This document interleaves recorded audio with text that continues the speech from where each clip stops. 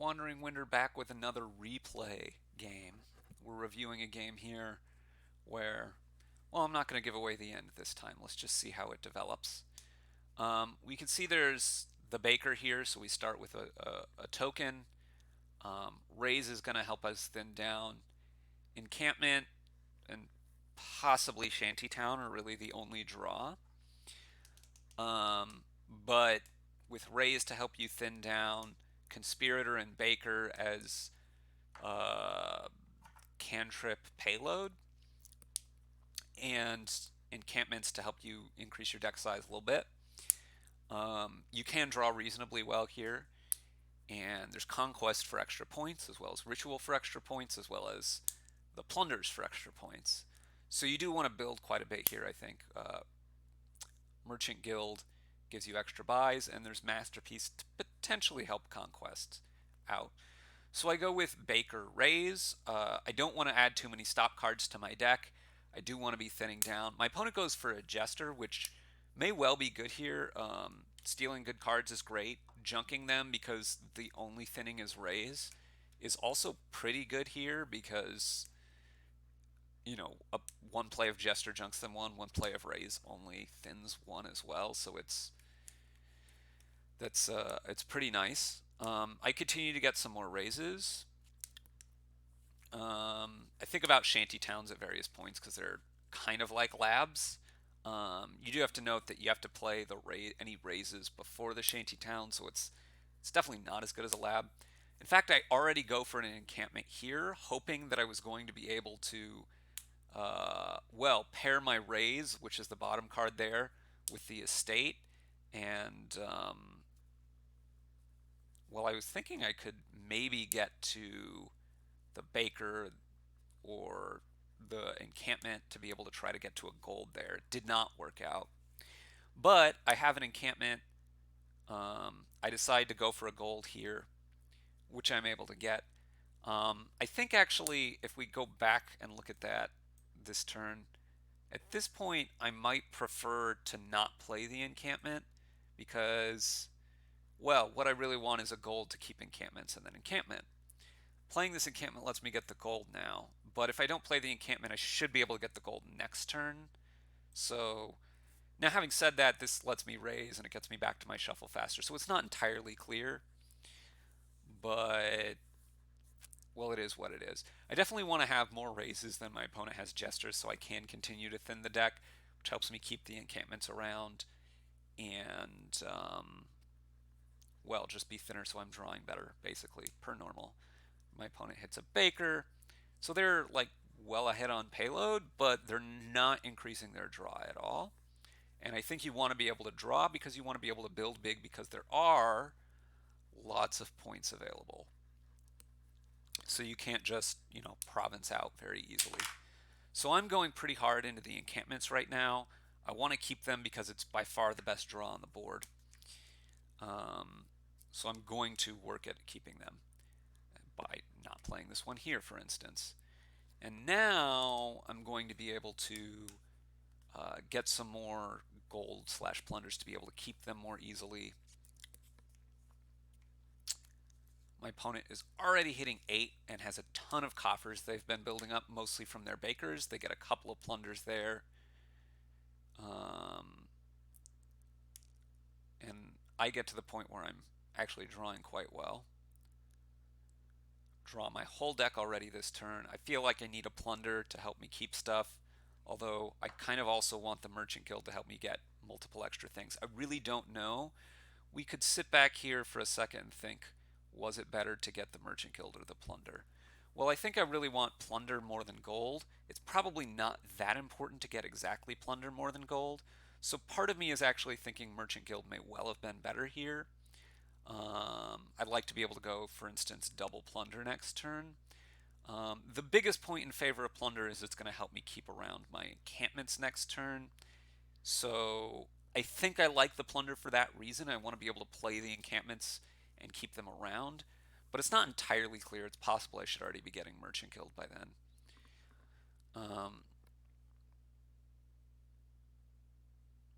So my opponent, if you'll see, has a ton of coffers built up based on having the extra bakers and having had a merchant guild for a while. So they're in a good position to be able to close out, say, on provinces if that's what they want to do, or yeah, potentially go for a big conquest, but they're a little bit behind on encampments to be doing that. So we'll see how that goes. I think they finish off the plunders here, if I remember right, which makes a fair amount of sense. That's going to score them some points as the game continues to progress. Um, and I again am drawing my deck here. I get to thin another couple of coppers, and now I definitely do want the plus buy. And I figure at that point that, okay, I've got a plunder and a gold. It's not exactly a ton to be able to keep all my encampments around with, but it's not the worst either. My opponent has just a ton of money here.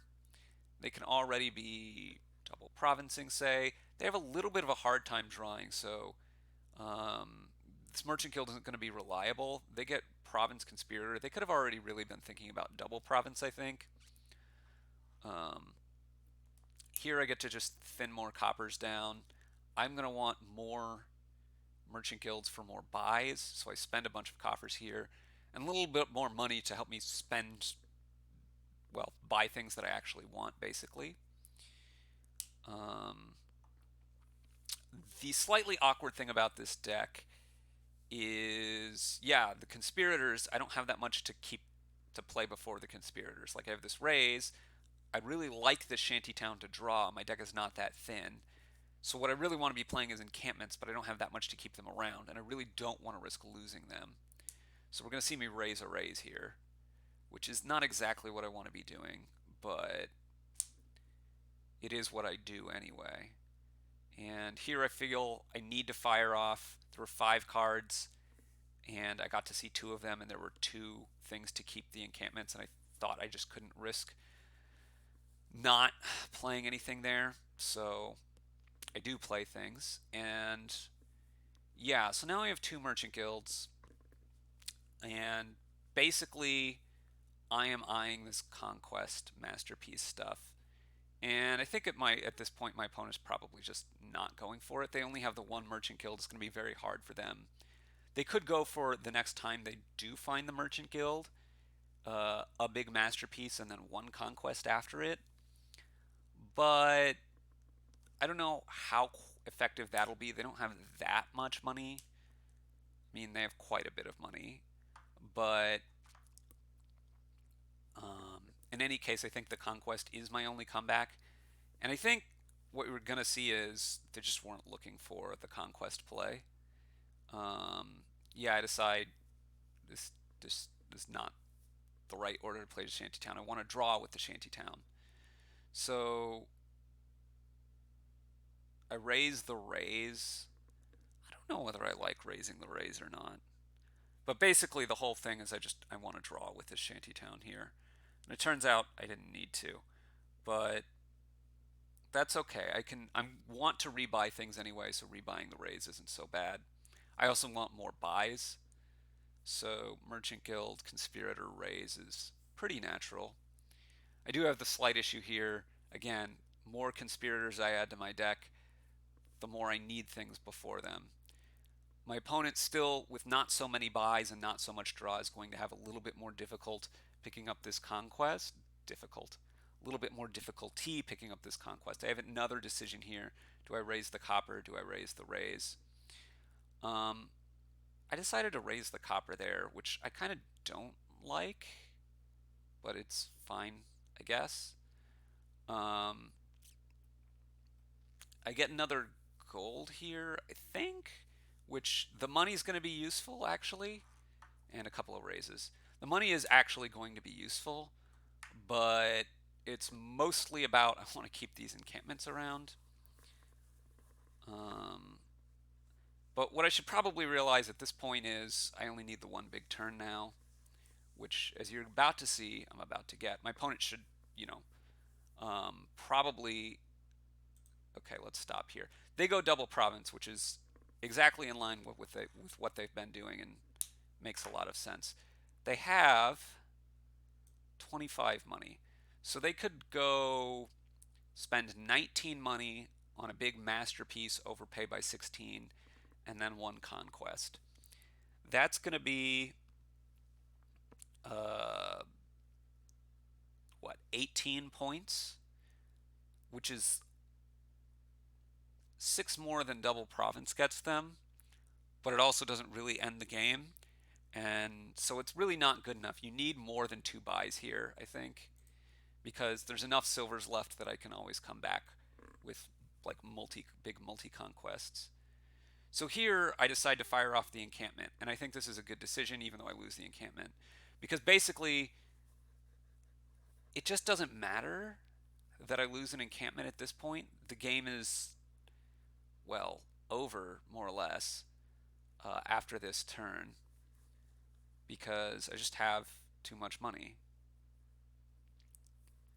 too many points from all this money, right? I only have the 1 plunder, but it doesn't really matter. I spend all my coffers, and then it's just about maximizing my points, right? So what is the way to maximize my points? We can do a little bit of math here. There's 4 conquests. That's 2, 4, 6, 8. That's 20 points. That's not that many. There's 1 big masterpiece and 3 conquests. So 3 conquests is 18 money. That means I get to spend 24 money on my big masterpiece. That's 21 silvers. So it's going to be 23 plus 25 plus 27, or 75 points. Okay, that gets me to 81. Or I could go for an even bigger masterpiece and double conquest. So double conquest is 12. So that would leave me 30 money to spend on the bigger masterpiece, which is an overpay by 27. But I only get 2 conquests, so I got a 29 and a 31. That's 60 points. That's less. So 3 conquests seems to be the way to go. It also leaves me with fewer silvers, which is probably good because I want to find these merchant guilds if possible, to try to end the game. So this is what I do here. We're going to see me math that out right now. And okay. Now, the important thing to note is I'm ahead by 36 points. My opponent can score some points via plunders, and they can also maybe masterpiece and do a big conquest of their own. Let's say they're able to do that. They have a bunch of money. They find their merchant guild. They could get 13 points off of that. That's only going to bring them to 58. And even if they score 4 plunders twice, that's going to be 66. And then 2 provinces is not enough to win, even if I take a couple turns off, which, as it turns out, I actually have very good turns. But my deck being very full of silvers at this point, I'm very likely to be able to just single province twice and end the game that way. So with just the 1 buy, there's no way they're coming back. And also, there's few enough silvers left at this point. This is also important. There's few enough silvers left at this point that they can't have as big a conquest turn as I have. So there's just no getting out of it for them. It turns out I actually have enough to double province here, which is quite fortunate for me.